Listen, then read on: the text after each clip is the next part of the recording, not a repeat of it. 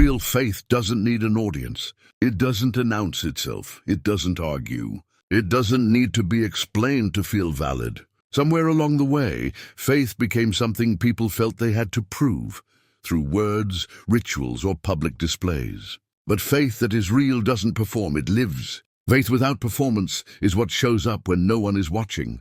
It's the choice you make when there's no recognition, the restraint you practice when reaction would be easier, the trust you hold when answers don't arrive on your timeline. Spiritually, this kind of faith is quiet. It's not fragile because it doesn't depend on agreement. It doesn't rise or fall based on who understands it. Faith without performance allows doubt to exist without panic. It allows questions without collapse. It trusts that not everything needs to be resolved immediately in order to be held with integrity. This kind of faith doesn't compete.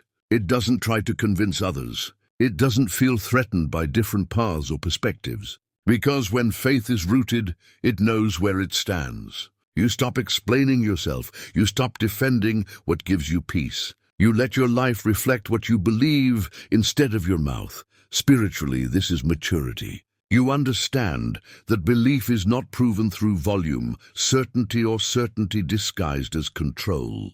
It's proven through steadiness, through compassion, through how you move through difficulty without abandoning your values. Faith without performance is resilient.